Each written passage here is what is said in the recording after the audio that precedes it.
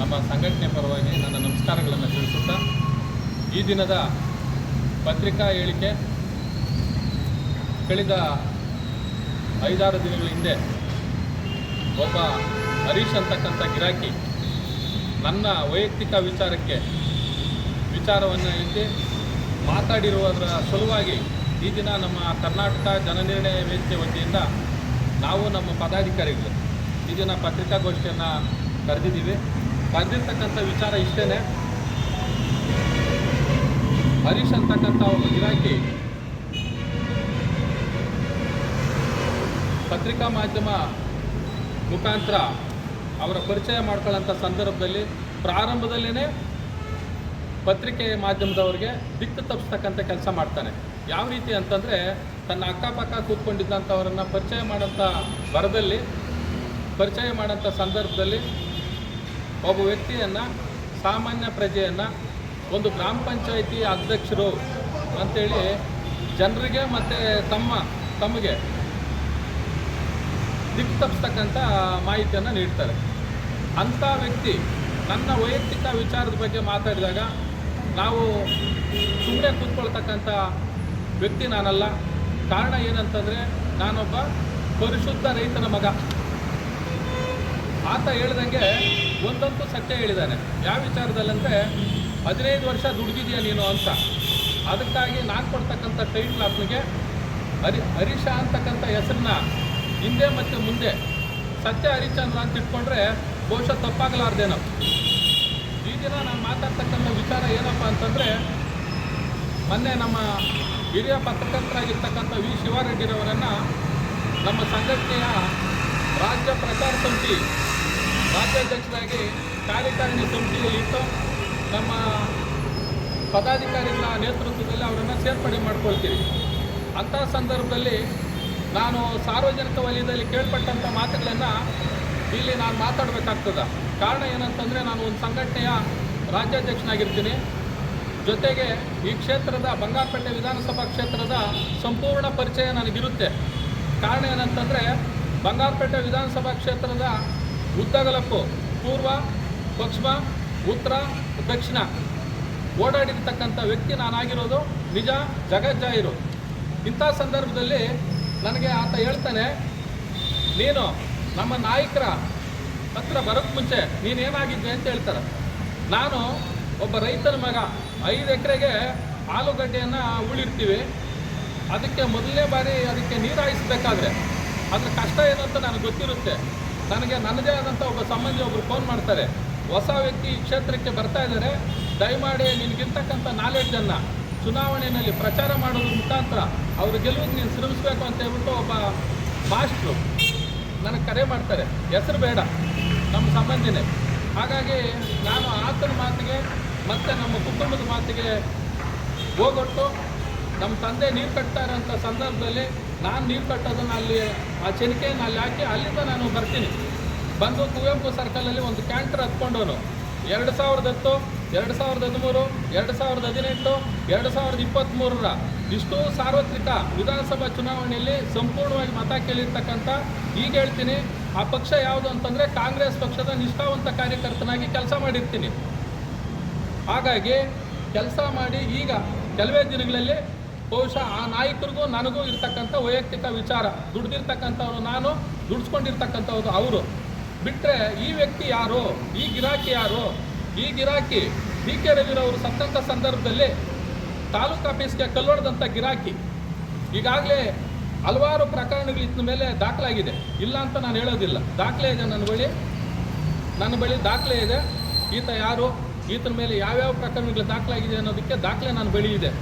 ಹಾಗಾಗಿ ಮತ್ತೊಂದು ಮಾತನ್ನು ಹೇಳ್ತಾನೆ, ನನಗೆ ಮನೆ ಕಟ್ಟಿಸ್ಕೊಟ್ರು ಅಂತ ಹೇಳ್ತಾರೆ.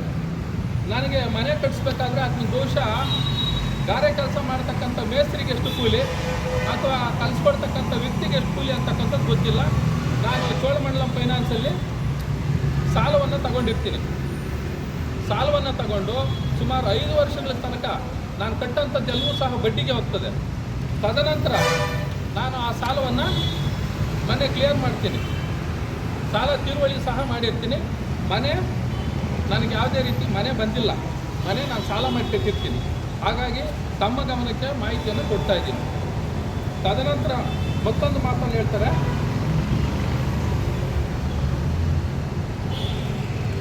ಕಾರು ವಿಚಾರ ಹೇಳ್ತಾರೆ.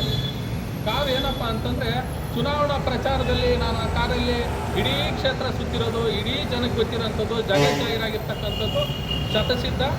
ಹಾಗಾಗಿ ಆ ಕಾರನ್ನು ಅಲ್ಲೇ ಇರ್ತದೆ. ಆ ಥರ ಏನಾದರೂ ನನಗೆ ಯಾರಿಗಾದರೂ 29 ಫಾರಮಲ್ಲಿ ಸಿಗ್ನೇಚರ್ ಮಾಡಿ ನನಗೆ ಕೊಟ್ಟಿದ್ದರೆ ಅವ್ರ ದಾಖಲೆಯನ್ನು ಬಿಡುಗಡೆ ಮಾಡ್ಬೋದು ಅಂತ ಹೇಳಲಿಕ್ಕೆ ಬಯಸ್ತೀನಿ. ಇದ್ರ ಮಧ್ಯದಲ್ಲಿ ವಿಚಾರ ಏನಪ್ಪ ಅಂದರೆ, ನೀನು RTI ಕಾರ್ಯಕರ್ತ ಅಂತ ಹೇಳ್ತಾರೆ. ನಾನು RTI ಕಾರ್ಯಕರ್ತ ಅಂತಂದರೆ ಸಂವಿಧಾನದಡಿನಲ್ಲಿ ಬಂದಿರತಕ್ಕಂತಹ 2005 6/1 7/1 ಅಡಿಯಲ್ಲಿ ಪ್ರತಿಯೊಬ್ಬ ಸಾರ್ವಜನಿಕರು ಮಾಹಿತಿ ಕೇಳ್ತಕ್ಕಂಥದ್ದು ಸರ್ವೇ ಸಾಮಾನ್ಯ. ನಾನು ಮಾಹಿತಿ ಕೇಳಿ ಯಾರಿಂದಾದರೂ ಮನಿ ಅಥವಾ ಇತರೆ ಆಕಾಂಕ್ಷೆಗಳಿಗೆ ಏನಾದರೂ ಆಸೆಗಳಿಗೆ ಒಳಪಟ್ಟಿದ್ದರೆ ಅದರ ದಾಖಲೆ ಏನಾದರೂ ಇದ್ದರೆ ಬಿಡುಗಡೆ ಮಾಡ್ಬೋದು. ಆ ಥರ RTI ಹಾಕೋದಕ್ಕೆ ಅವಕಾಶ ಮಾಡಿಕೊಟ್ಟಿದ್ದೆ ಹರೀಶ. CDP ಆಫೀಸಲ್ಲಿ ನೀನು RTI ಹಾಕೋ, ಗಂಗಾಧರಣ್ಣ ಎಲ್ಲಿದೆಯಾ ನೀನು ಅಂತ ಕೇಳಿದಾಗ ಇಂಥ ಕಡೆ ಇದ್ದೀನಿ, ಬೇಗ ಬಾ ಇಂಥ ಲೇಡಿ ಇಷ್ಟು ವರ್ಷಗಳಿಂದ ಕೆಲಸ ಮಾಡ್ತಾ ಇದ್ದಾರೆ, ಒಂದೇ ಕಡೆ ಕೆಲಸ ಮಾಡ್ತಾ ಇದ್ದಾರೆ, ಕೇಳು ಇಂಥವು ಕೇಳು ಅಂದ್ಬಿಟ್ಟು ಒಂದು ಚೀಟಿಯಲ್ಲಿ ಕೊಟ್ಟಂಥ ವ್ಯಕ್ತಿ ಆತ್ನೇನೆ. ನಾನು ಅದು ಹಾಕಿದ್ದು ನಿಜಾನೇ. ತದನಂತರ ನನಗೆ ಒಂದು ವಾರದ ನಂತರ ಫೋನ್ ಮಾಡ್ತಾರೆ, ಇಲ್ಲ ಅವ್ರು ಈಗಾಗಲೇ ನಾವು ಹೇಳೋ ಥರ ಕೇಳ್ತಾ ಇದ್ದಾರೆ, ನೀನು ಅದ್ರ ವಿಚಾರಕ್ಕೆ ಪ್ರಥಮ ಮೇಲ್ಮನಿನೂ ಹೋಗಬೇಡ ಅಥವಾ ದಾಖಲೆನೇ ಕೇಳಬೇಡ, ದಯವಿಟ್ಟು ಕೈ ಬಿಡು ಅಂತಂದ್ರು. ಸರಿನಪ್ಪ, ನೀವು ಹೇಳಿದ ಮೇಲೆ ಆಯಿತು, ನಿಮ್ಗೆ ಒಳ್ಳೇದಾಗೋದಾದ್ರೆ ಆಗಲಿ ಅಂತೇಳಿ ಅದನ್ನು ನಾನು ಅಲ್ಲಿಗೆ ಕೈ ಬಿಟ್ಟಿರ್ತೀನಿ.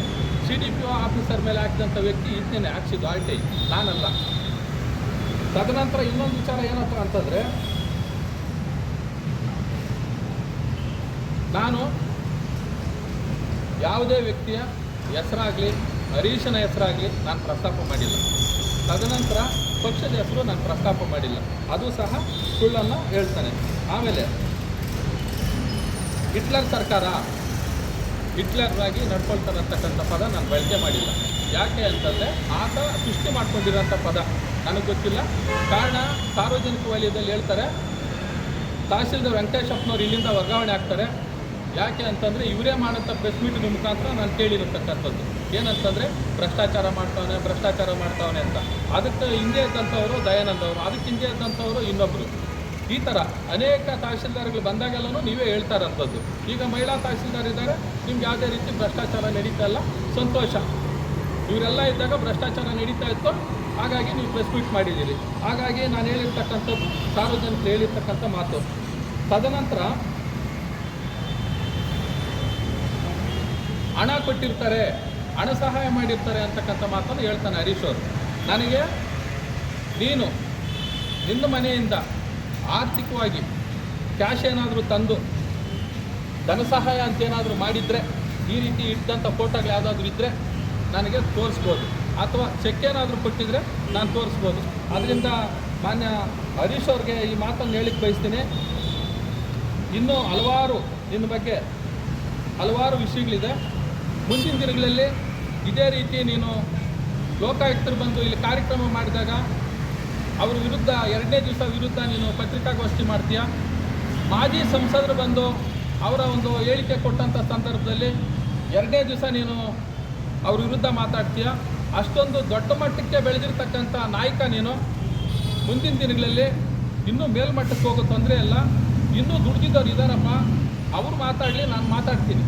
ನೀನು ಏನು ದುಡಿದೆ, ನೀನು ಬಂದು ತಾಲೂಕ್ ಪಂಚಾಯತಿಯಲ್ಲಿ ನನಗೆ ಟಿಕೆಟ್ ಕೊಟ್ಟಿಲ್ಲ, ನನಗೆ ಅನ್ಯಾಯ ಮಾಡಿದರು ಅಂದ್ಬಿಟ್ಟು ನಿಮ್ಮ ನಾಯಕರ ವಿರುದ್ಧ ನೀನು ಮಾತಾಡಿರ್ತಕ್ಕಂಥ ಅವಾಚ್ಯ ಪದಗಳು ಲಕ್ಷಾಂತರ ಮಾತಾಡ್ಕೊಂಡಿದೆಯಾ.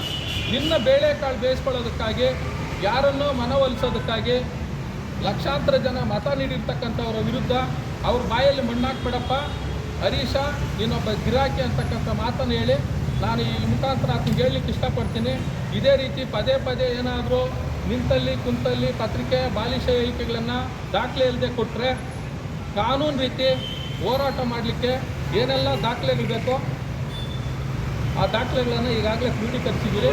ನಾನು ಎತ್ಕೊಂಬರೋಕ್ಕೆ ಭಾರ ಆಗಿ ಬಂದಿಲ್ಲ.